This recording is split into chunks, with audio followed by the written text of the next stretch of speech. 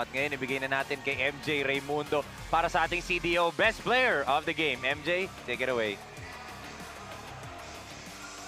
Our 45 best player of the game from VPT Trading, Jun Pañares, contributed 17 points, 5 rebounds, and 4 assists. First of all, congratulations sa iyo at sa team mo.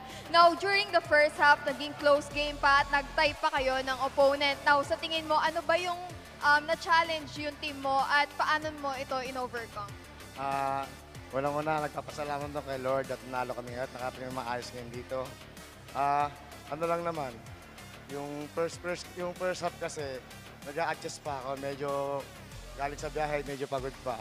Yung first quarter. Tapos hanggang sa nakuha ko na yung tamang namin. Tapos nakuha Sa iyo at sa team nyo for the upcoming games pa. marami pa kayo abang sa team namin. Yung iba kasi nahihiya pa maglaro eh. Medyo ano pa. Ma-surprise na lang kayo. Thank you. That's all. Iintayin nga namin yung surprise nyo. Now, meron ka bang gustong batiin at pasalamatan? Yung si Migo, si Mia Namada, yung mga anak ko, si John Excel, si Kiela Marie, si Terdy, si Kelly Brass, at si Blake Rose. Tsaka yung mga tiyuhin ko sa kanilang mga gabi. Sa mga tropang Sapote Dos, tropang Talong 4, kay Coach Egay Billones, kay Coach Yancy, sa lahat ng teammates ko. Thank you, kay paring Dilon Puntilano Vlog, teammates ko rin.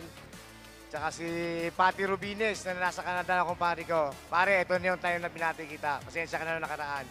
At sa mga may bahay ng mga teammates namin nagpunta ngayon dito, maraming salamat sa inyong panonood.